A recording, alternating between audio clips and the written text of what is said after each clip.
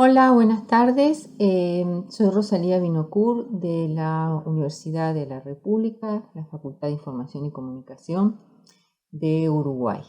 Les voy a presentar los principales hallazgos de una investigación antropológica que hicimos el año pasado en el contexto de las elecciones presidenciales de 2019 en Uruguay. El objetivo de la investigación era indagar los ámbitos virtuales y presenciales donde se consume, se apropia y se socializa la información política en un contexto electoral. Hicimos una etnografía multilocal que combinó entrevistas en profundidad con 40 actores de la más diversa pertenencia social, cultural, etaria, política y de distintos lugares de residencia en Uruguay, con un seguimiento a través de WhatsApp acordado con ellos en el marco de la entrevista, donde a lo largo de 9 meses, los 3 periodos electorales, les íbamos enviando preguntas al WhatsApp y ellos nos respondían con un audio, con un meme, con un mensaje.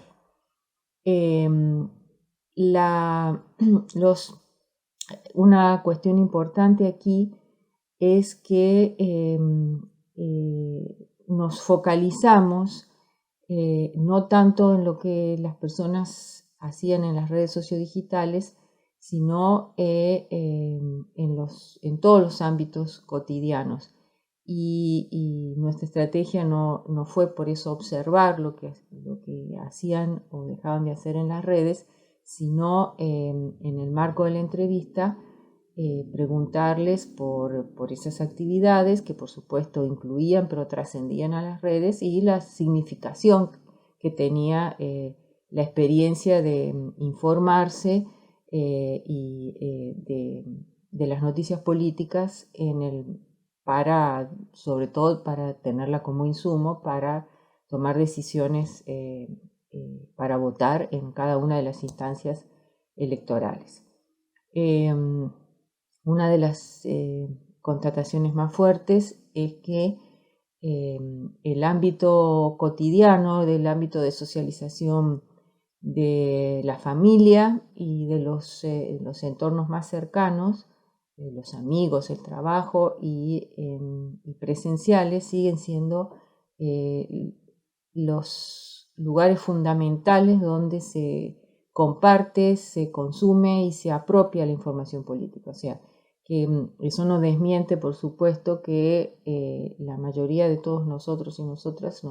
nos informamos primordialmente a través de las redes sociodigitales, pero esa actividad no permite asegurar que sea la determinante en la socialización y en la apropiación de esa información. Lo que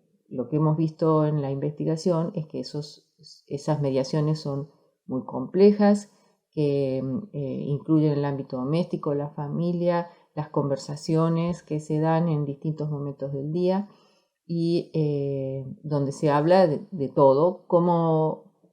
lo indicaban hace 15, 20 años los estudios que realizábamos sobre el consumo de la televisión o del informativo radial o televisivo. La otra constatación importante es que las referencias que la credibilidad de la información, que era otra pregunta por la que les hacíamos, cómo se establecía la credibilidad de la información, aparecieron no más que los referentes de las redes, aparecieron por un lado los medios tradicionales, el portal de los periódicos, lo cual no quiere decir que iban al portal, sino que si la noticia aparecía asociada al portal de un periódico reconocido, entonces eso le daba credibilidad a la información o luego era reproducida por el noticiero televisivo. Eso quiere decir que los medios tradicionales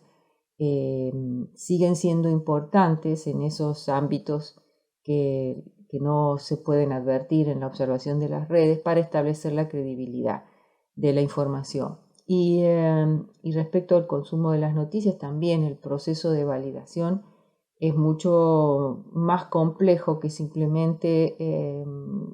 ver una noticia, creerla y reproducirla. Incluso a veces ese proceso era diferido. Por ejemplo, alguien podía creer una noticia, pero si después en la noche el noticiero o el informativo la desmentía, entonces, bueno, la dejaba de creer. Entonces también eso también se pudo constatar que las mediaciones son complejas en la credibilidad de la información, independientemente de que obviamente esas mediaciones están teñidas de las trayectorias políticas, de las pertenencias a los partidos políticos, de las convicciones ideológicas. Eso no cabe ninguna duda y eso sigue siendo así. El asunto es de que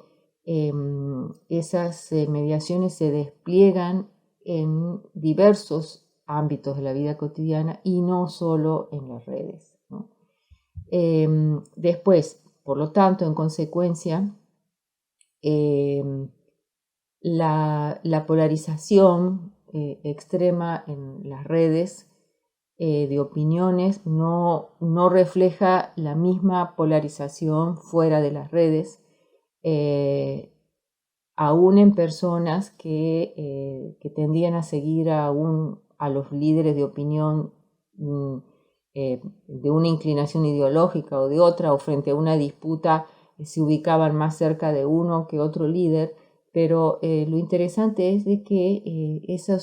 la polarización en las redes actúa más bien como una especie de marcar desde el punto de vista simbólico los límites de la disputa. Y a partir de ahí la mayoría de las personas que entrevistamos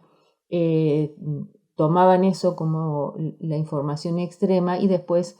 o pedían otras opiniones o se conversaba en otros ámbitos, o se ponía en duda, o decía, me parece que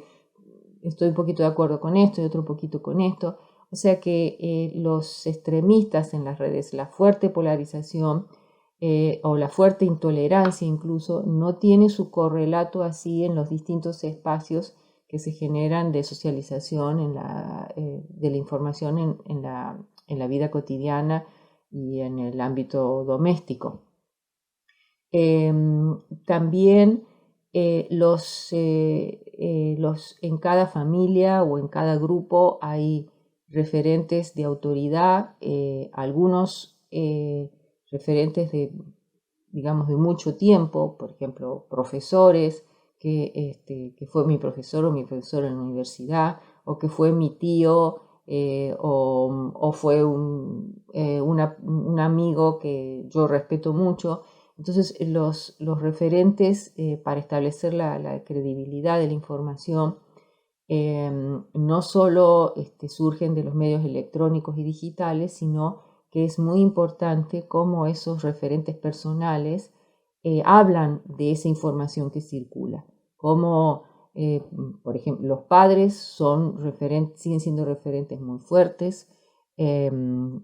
incluso para estar en desacuerdo con los padres. Pero lo que queremos decir es que el desacuerdo fuerte no es con las redes, el desacuerdo fuerte en todo caso es con lo que dicen mis padres y a partir de ahí yo pienso esto, pienso lo otro. También que la diversificación de las fuentes para informarse, aún en el caso de aquellos que son, por ejemplo, militantes de los partidos políticos, sus redes suelen ser mucho más diversificadas que lo que aparentan cuando uno los observa moverse o actuar en las redes. en parte porque el ámbito del intercambio y la socialización política en las redes digitales, de la información política, no se corresponde necesariamente con otros ámbitos, por ejemplo, de música, compartir música o compartir entretenimiento. Entonces, esas distintas burbujas son muy porosas y se producen intercambios entre unas y otras. Y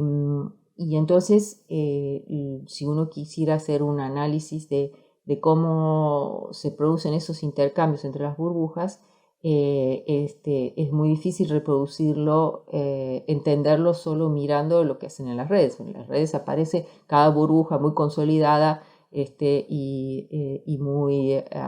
aislada de las otras. Pero en el relato de las personas, esas burbujas aparecen interconectadas, incluso aparecen matizándose unas o relativizándose unas. Conversé esto, dije esto. Y entonces, la otra cuestión interesante es que los medios tradicionales y los referentes personales, paradójicamente, ante el tsunami de la información que circula en las redes, que nos llega o que buscamos, actúan como mecanismos de reducción de complejidad. Por eso se han revalorizado, aunque nadie los declare. Todo el mundo tiene esa sensación de la avalancha de información y de la dificultad de poder ubicarse en esa avalancha. Entonces, ahí es donde esos otros referentes, que son referentes personales o determinadas personas que uno respeta en la familia o fuera de la familia, y medios que uno respeta o fuentes que uno respeta, o un conductor de la radio dependerá en cada lugar, y eso con independencia de la ideología política. Pero o sea, lo que quiero decir es que la mayor cantidad, el acceso a estas, o sea, que se mantiene esta paradoja permanente entre que el acceso a la gran cantidad de información, por un lado, genera la necesidad de buscar recursos de reducción de complejidad en esos referentes conocidos y autorizados y respetados. Pero al mismo tiempo, esa diversificación de fuentes que ofrecen las redes, que no solo llegan por el lado político, sino que llegan por todos, por el lado del entretenimiento, de los grupos de fans, por los memes. El humor es una gran fuente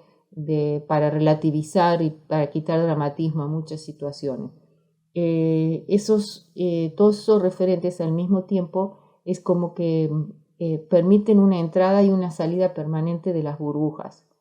Las redes me permiten encapsularme en una burbuja, pero también salir de la burbuja. Me permiten pertenecer a muchas burbujas, me permiten hacer intercambios entre esas burbujas, y ese proceso es un proceso muy complejo de reconstruir solo observando las redes. Y en el caso de la otra constatación importante para el caso de Uruguay, que no necesariamente puede ser lo mismo para Brasil, pero aquí los partidos políticos, las instituciones políticas, el gobierno e incluso las empresas públicas siguen teniendo una gran credibilidad y legitimidad entre los uruguayos y las uruguayas. Entonces eso hace que aquí las noticias falsas hayan tenido muy poco impacto, o un impacto muy relativo, muy efímero, porque estas instituciones